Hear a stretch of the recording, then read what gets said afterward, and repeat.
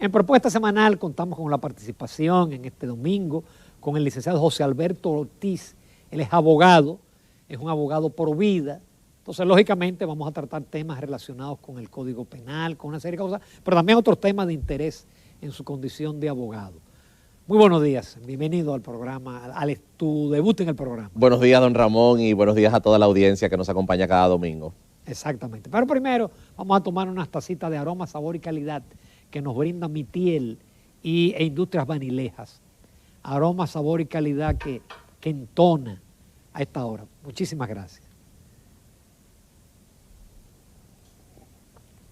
José Alberto, parece que ya el tema de las tres causales, hasta ahora no hay problema. Pero ahora hay otra situación.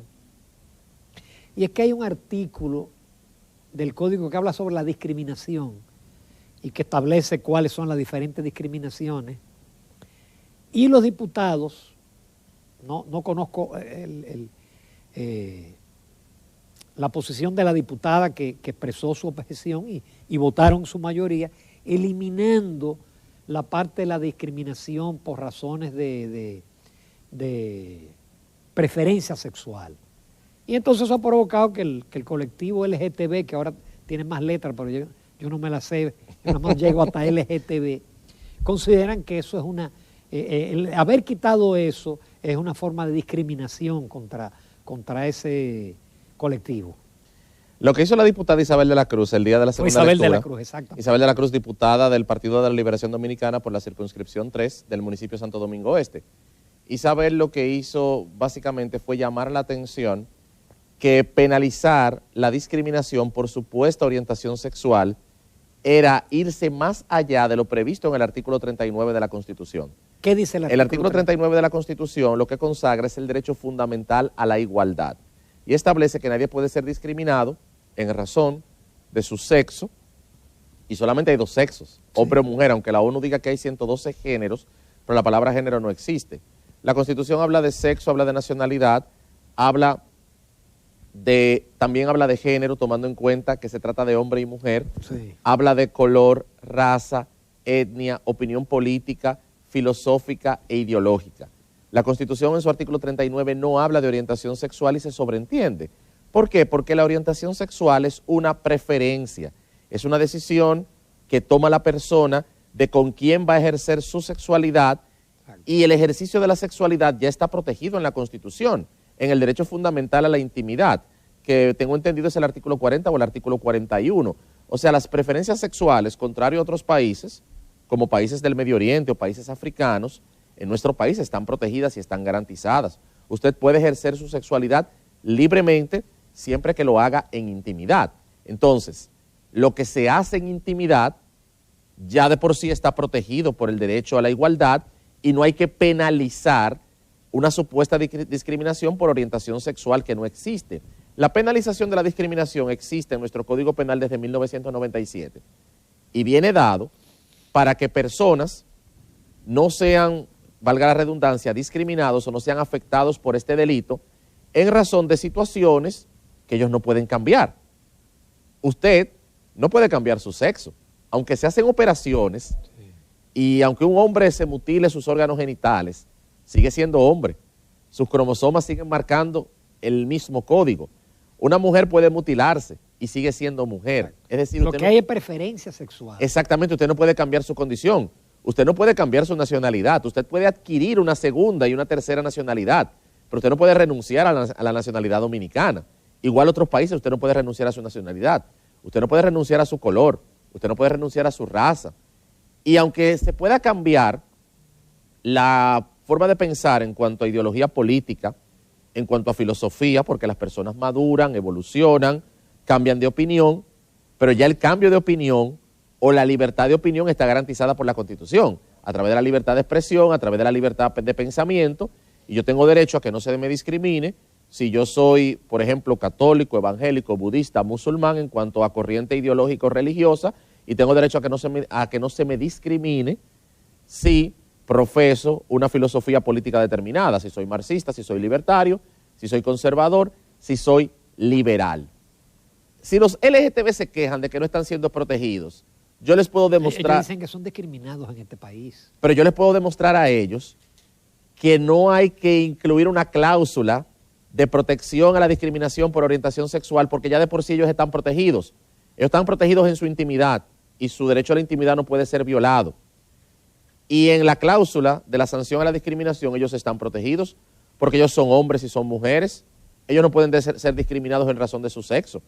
Ellos tienen una filosofía política y una filosofía ideológica porque el lobby LGTBIQ, como se llama ahora, ese lobby es un lobby político.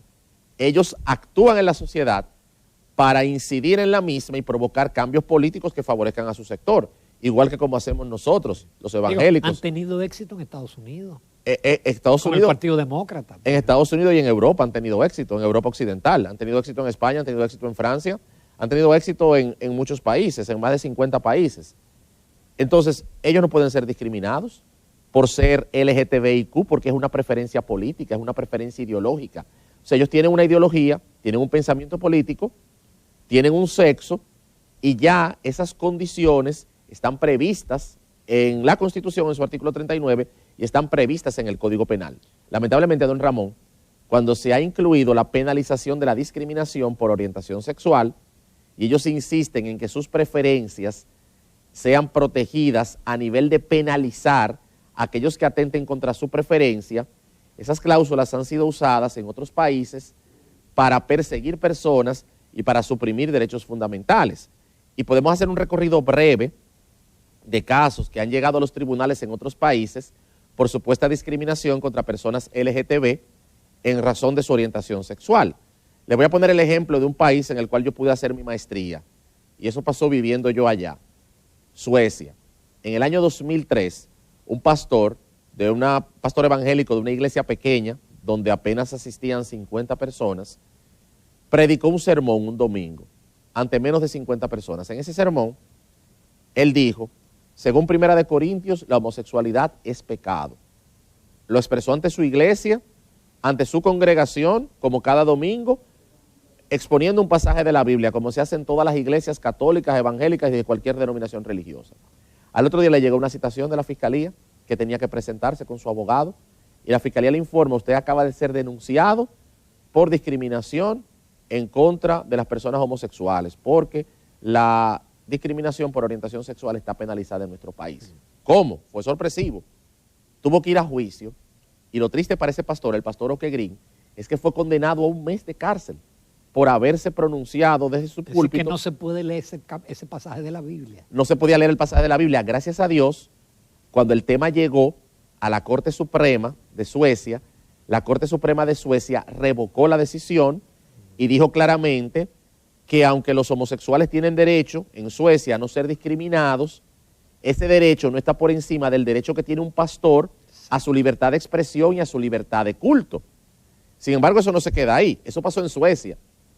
En Canadá, en el año 2005, un pastor escribe una carta, una de esas famosas cartas al director que se escriben en los periódicos.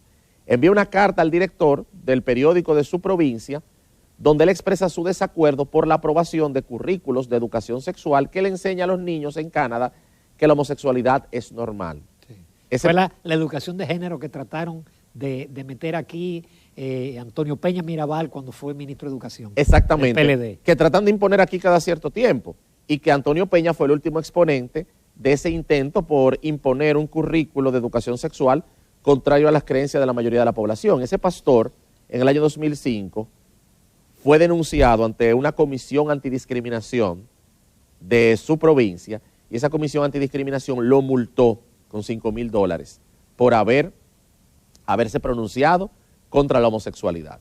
Y en Estados Unidos ya hay varios casos que están en la Corte Suprema, que un lobby con el cual somos amigos, la Alianza Defensora de las Libertades, está peleando esos temas en la Corte Suprema de Estados Unidos, porque se da el caso de que dueños de negocios que son cristianos han ido parejas homosexuales a pedir servicios para sus bodas homosexuales. Estos dueños de negocios se han negado por razones de conciencia, han sido sometidos a la justicia y han sido condenados a pagar daños y perjuicios, lo que los ha obligado a cerrar sus negocios.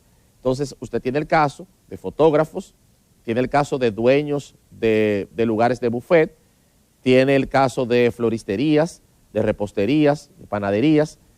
¿Por qué? Porque llega una pareja de homosexuales al estudio de un fotógrafo y le dice, yo quiero una sesión de fotos para mi boda homosexual, o que usted sea el fotógrafo de mi boda homosexual. Pero ese fotógrafo dice, yo soy cristiano, por razones de conciencia, no puedo tomar tu boda para darte un servicio. Puedes irte al estudio de fulano y contratarlo.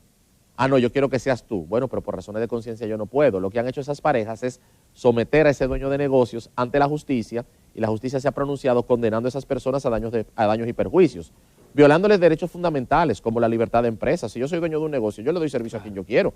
No, eso se presta hasta que si tú como empresario votas a una persona por incumplimiento, por una serie de cosas, y esa persona es gay, él te demanda porque dice que te votaron porque era gay. Exacto, yo tengo una oficina de abogados y yo como dueño de una oficina de abogados tengo derecho a no tomar todos los casos que llegan a la oficina. Claro. Porque hay otros abogados que ofrecen un servicio que yo no puedo ofrecer. Igual sucede con el que tiene un estudio de fotografía o con el que tiene... Por ejemplo, hay abogados que no tratan casos de narcotráfico. Exactamente. Entonces, ¿qué sucede, don Ramón?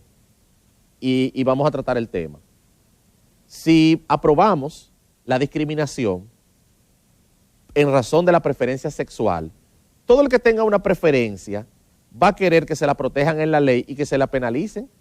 Claro. Por ejemplo, nos podría obligar a nosotros los abogados a tomar casos que no queremos tomar, Claro. por poner un ejemplo.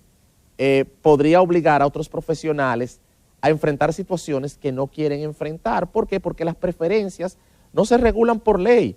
Las preferencias ya están protegidas constitucionalmente en el ejercicio de la intimidad. La homosexualidad no está prohibida en República Dominicana ni está penalizada como en otros países.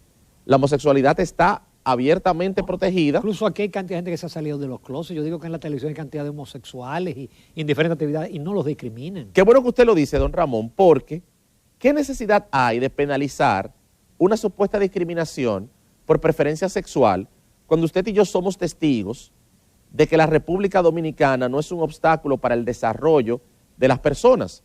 Conocemos infinitud de homosexuales y de lesbianas que se han destacado en diferentes ámbitos de la sociedad.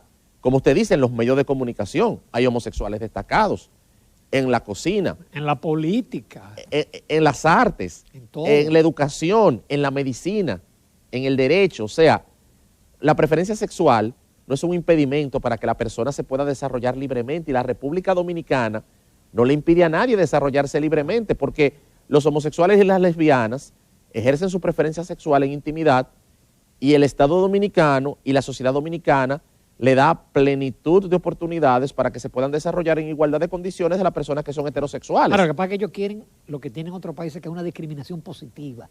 Y no solamente eso, lo que quieren es introducir a la República Dominicana lo que han logrado en otros países, su dictadura de minorías. Quieren imponer su forma de ver el mundo, quieren imponer su visión política a través del Código Penal, y se han aliado a las feministas para lograrlo, porque ya las feministas no pudieron convencer al Congreso de que le aprobaran sus famosas causales. Perdieron una batalla de casi 30 años y la perdieron vergonzosamente. En la última lectura, las causales solamente sacaron 13 votos. Entonces, como es una causa que ya está desacreditada y no valió campamento, no valió marcha, no valió presión al presidente de la República, los diputados en su casi absoluta mayoría se pronunciaron a favor de la vida. ¿Qué han hecho estos lobbies que siempre caminan juntos? Vamos a cambiar de actores. Vamos a retirar a las feministas de la escena porque están desacreditadas o su causa está desacreditada, y vamos a traer al lobby LGTBIQ, que es un lobby relativamente nuevo, es un lobby que puede despertar cierta simpatía en la población. Fíjese cómo personas como la primera dama de la República se han solidarizado con este sector. Las hijas del presidente de la República y de la primera dama están despertando simpatías, y eso es lo que logran en todos los países. Hay un libro muy famoso, publicado en el año 1989 por Marshall Kirk y Hunter Madsen. Ellos son dos líderes de la comunidad homosexual de Estados Unidos y son dos egresados de la Universidad de Harvard. Ellos escribieron un libro llamado Después del baile, la hoja de ruta para homosexualizar a los Estados Unidos de América. Ahí ellos publican cuál era el plan de la comunidad homosexual para arrodillar a Estados Unidos ante el lobby LGTB. Casi 30 años después, hemos visto que esa hoja de ruta se ha cumplido a la perfección. Durante la década del 90, la primera fase de la hoja de ruta era presentar a los homosexuales y a las lesbianas como personajes en los medios de comunicación que despertaran simpatía y compasión de la población. Y por eso la década del 90 fue un tiempo en el cual vimos productos de televisión, mayormente series televisivas, donde los personajes homosexuales eran presentados como personajes simpáticos, sí, personajes que llamaban a la población, a la compasión, a la simpatía, y a aquellos que los detractaban o aquellos que los enfrentaban, esos productos televisivos los presentaban como agresores, como victimarios. Entonces, la mentalidad del pueblo americano durante toda la década del 90 se fue formando hacia un despertar de la simpatía por la población homosexual y hacia un odio hacia aquellos que enfrentaban al lobby LGTB. Como resultado tenemos que a partir del año 2003, con la aprobación del matrimonio homosexual en el estado de Massachusetts, comenzó la cadena de aprobaciones de matrimonios homosexuales en varios estados de Estados Unidos, y ya cuando había 14 estados que habían aprobado matrimonio homosexual en el año 2015, la Suprema Corte de Justicia de Estados Unidos, hasta el día de hoy, le impone el matrimonio homosexual a toda la nación. Estados que tenían prohibido el matrimonio homosexual, ahora están obligados a casar homosexuales. Por eso fue un trabajo que ellos iniciaron desde el principio de la década de 90. Para mí lo más grave de ese matrimonio es la posibilidad de adoptar niños. Exactamente, que eso fue lo que pasó en España. Que no se sabe realmente qué va a pasar con ese niño en un matrimonio anormal. Bueno, don Ramón, en Estados Unidos, en algunos estados se han hecho estudios donde se compara niños que crecen en hogares integrados por parejas homosexuales con niños que crecen en hogares integrados por parejas heterosexuales. Y las diferencias son abrumadoras. O sea, y ese muchacho es adoptado sin él decir, sí, yo quiero ser parte. Exactamente. La cantidad de niños, la exposición que tiene un niño que crece en un hogar de homosexuales o de lesbianas, la exposición que tiene a abusos tanto sexuales como de violencia física o de violencia psicológica es mucho mayor que un hogar de heterosexuales. ¿Por qué? Porque las relaciones de homosexuales y lesbianas no son relaciones estables. Cuando se dice popularmente que el hombre latinoamericano es un hombre infiel por naturaleza. Sin embargo, cuando se hace estudios de parejas homosexuales y de parejas de lesbianas, se puede comprobar que los índices de infidelidad y de maltrato en esas parejas son 1000 veces mayores. Estamos hablando de personas que durante sus vidas sexuales activas tienen más de 1500 y 2000 encuentros sexuales con personas diferentes. Usted sabe lo que es en un lapso de menos de 30 años irse a la cama con más de 2000 personas distintas. Es un absurdo. Eso es exponer a un niño a situaciones de malformación mental, malformación emocional, abuso emocional y psicológico, y también la propia exposición del homosexual o de la lesbiana a situaciones de enfermedades de transmisión sexual. Algo que no dice el lobby gay es que la esperanza de vida de la población homosexual y de la población lesbiana es 3 veces menor que en una población heterosexual. Mientras una persona heterosexual en República Dominicana, su esperanza de vida ronda los 70 años, en países como Estados Unidos, con esperanza de vida mayores que la nuestra, la esperanza de vida de un homosexual no pasa de los 50 años. Pero eso es porque por el SIDA. O por enfermedad de transmisión sexual, porque el SIDA no es la única enfermedad de transmisión sexual. Entonces, personas que se pasan 20 años de vida sexual activa, 30 años de vida sexual activa, acostándose todos los días con múltiples personas, con múltiples parejas o intercambiando parejas, a mayor promiscuidad, mayor exposición a una enfermedad de transmisión sexual. Y mientras más enfermedades de transmisión sexuales pasa esa persona, su esperanza de vida va decreciendo porque su salud va desmejorando. Eso es algo que el lobby homosexual no dice. La inestabilidad a la cual ellos exponen a esos niños que ellos tienen que criar. Por lo tanto, está establecido que el matrimonio formado entre un hombre y una mujer, como dice el artículo 55 de la Constitución Dominicana, es la única estructura social que puede garantizar la formación de ciudadanos estables. Porque aunque haya infidelidades en un matrimonio heterosexual, aunque haya situaciones de violencia, pero si nos vamos a un estudio, eso sucede en casos minoritarios. No es cierto que la mitad de los hogares dominicanos sufre violencia, o que el 40 o que el 30%, es una minoría de hogares dominicanos la que sufre violencia. Lo que pasa es que cada vez que sucede una situación violenta, tiene más impacto mediático. Tiene un impacto mediático y la gente cree que a todas las mujeres le están matando. No, sucede en casos no en casos aislados, pero tampoco es una epidemia de muertes violentas que hay en hogares heterosexuales. Sin embargo, los índices de violencia entre parejas homosexuales, como se ha documentado en países más desarrollados que el nuestro, son mayores. Entonces, ¿por qué exponer a un niño a ese tipo de crianza? Continuamos esta interesante entrevista con el licenciado José Alberto Ortiz, abogado pro vida, además brillante abogado en ejercicio. Agotamos en la primera parte, interesantísimo, la parte de que ahora en vez de irse a las tres causales, nos vamos a la discriminación, al tema gay. Ya pasó en la Cámara de Diputados y con una votación importante el Código Penal ya eliminando la parte de la discriminación y también sin las tres causales. Está en una comisión especial del Senado. ¿Tú crees que ya esa es una batalla ganada, la de las tres causales? Sí, la batalla de las tres causales está ganada. A pesar de las presiones que hay contra el presidente de la República. Así es, las causales se quedaron fuera y se quedarán fuera para siempre. Yo no creo que las causales vuelvan al código. Y no creo que el presidente de la República imite la conducta del presidente anterior de devolver el Código Penal cuando el presidente ha sido reiterativo en decir que vamos a tener un Código Penal, independientemente de su preferencia personal. Yo creo que el presidente va a anteponer el interés nacional, que es tener un Código Penal, que su interés personal. Porque lo que él ha demostrado en estos meses que tiene en el ejercicio del poder es que él ha puesto en un segundo plano sus creencias personales o sus deseos personales y ha colocado al país por encima. Incluso hemos visto que ha sido un presidente que cuando ha tenido que revocar decisiones o ceder ante situaciones incómodas, él lo ha hecho por el bien del país. Entonces no creo que a veces cede demasiado, yo lo sé. Pero está bien. No creo que él le quiera imponer al país un aspecto de la ley como las causales que se demostró que no tienen apoyo. Pero perdón, José Alberto, aparte del apoyo, ¿no sería inconstitucional incluir eso? Sí, es abiertamente inconstitucional. El artículo 37 de la Constitución es claro. Pero como el presidente está rodeado de personas, como el ministro de Economía, por ejemplo, que cree que las causales son constitucionales y que dice que hay un compromiso del partido de gobierno por apoyar las causales, y vemos que también hay líderes de opinión cercanos al presidente que le expresan apoyo a favor de las causales, incluso hasta una de sus hijas desfiló en la marcha de las feministas. No, él tiene mucha presión. Tiene mucha presión con ese tema, pero hay un aspecto importante que yo creo que el presidente lo sabe muy bien.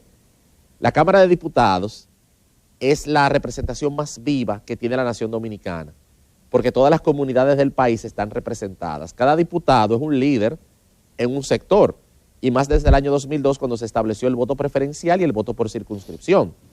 Entonces, los diputados son los voceros de sus electores.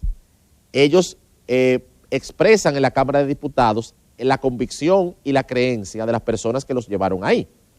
Cuando el tema de las causales recibe 146 votos en contra y solo 13 votos a favor, y en una votación anterior 164 votos en contra y solo 14 votos a favor, lo que le debe decir al presidente eso como lectura es que las causales no tienen apoyo en la población dominicana. Y que ahí votaron todos los partidos. Todos los partidos votaron. Entonces, ¿por qué una causa impopular que aunque él la asumió en campaña y la asumió en campaña en el 2016, él la va a asumir como presidente?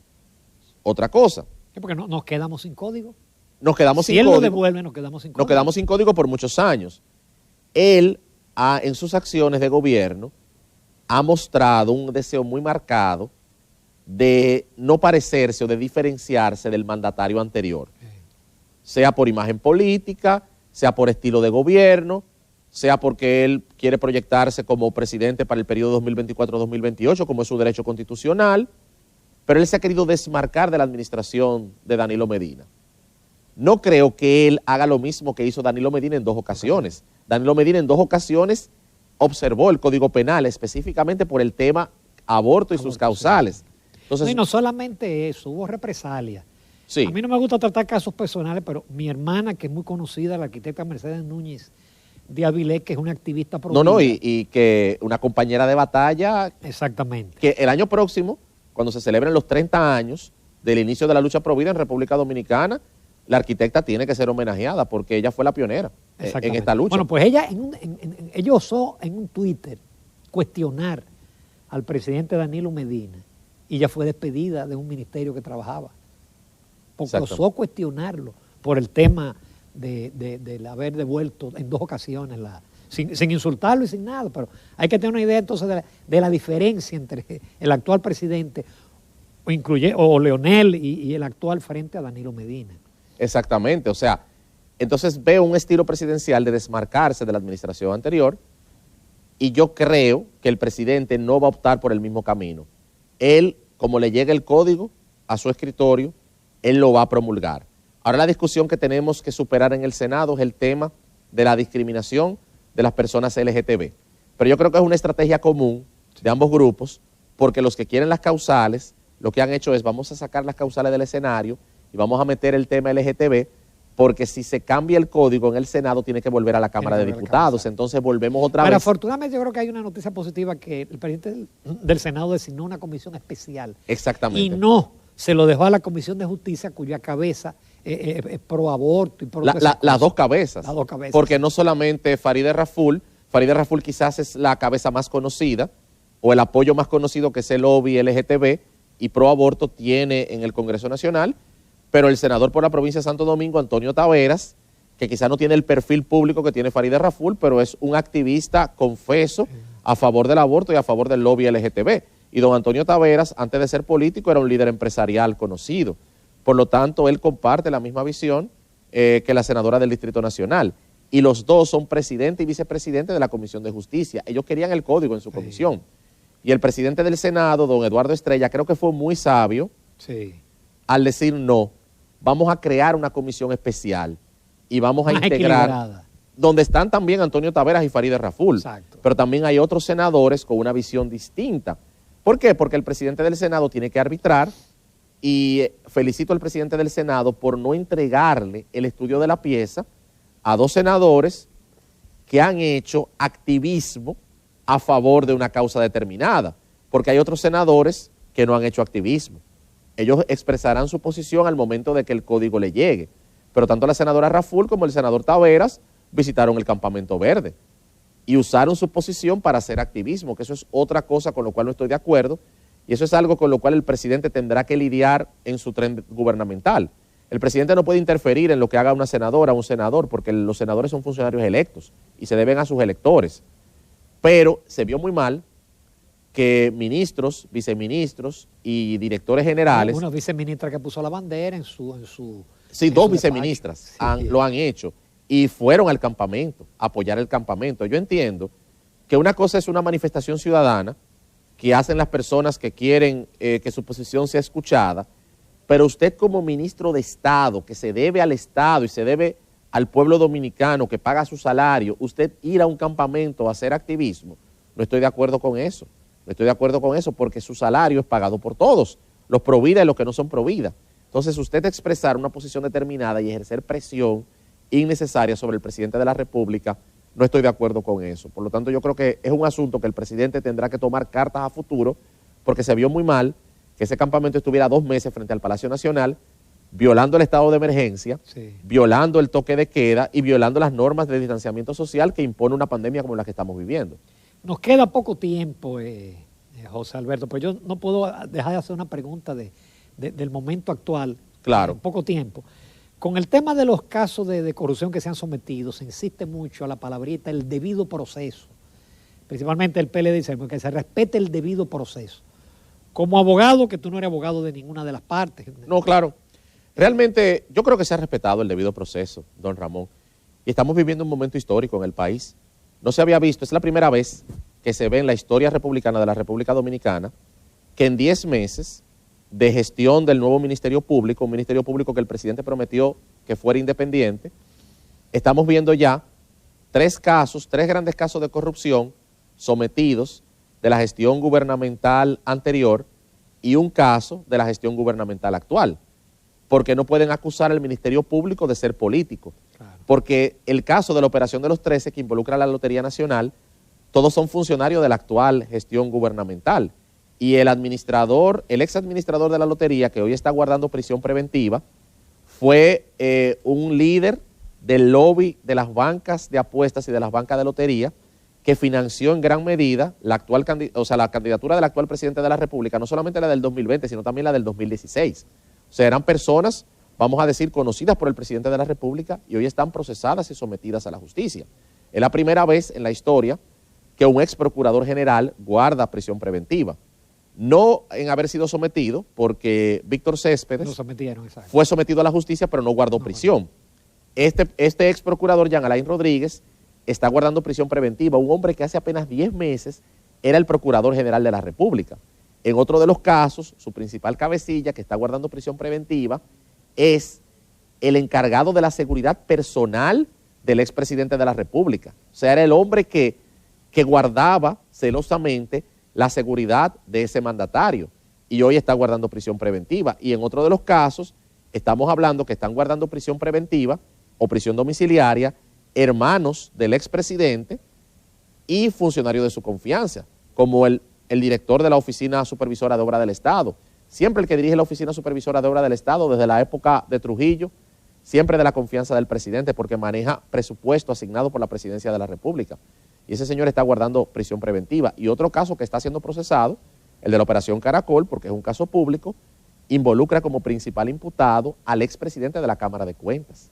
O sea, aquí nunca se ha sometido a un expresidente de Cámara de Cuentas. ¿Y los casos que faltan? Y los casos que faltan, fíjate cómo en la Corporación Dominicana de Empresas Eléctricas Estatales, ya la corporación presentó una querella contra el antiguo administrador de la corporación y contra un grupo de funcionarios. Y ese caso también está en investigación e involucra a cuñados del expresidente de la República. Por lo tanto, es una nueva etapa que estamos viviendo en la justicia. Y yo creo que se ha respetado el debido proceso. ¿Por qué? Porque muchas de esas personas fueron citadas a interrogatorios y fueron interrogadas en presencia de sus abogados. Han tenido la oportunidad de preparar sus medios de defensa y se han podido defender. Bueno, que ha habido un aspecto mediático del caso, pero hay que entender que en este país hay una ansia de justicia acumulada durante años.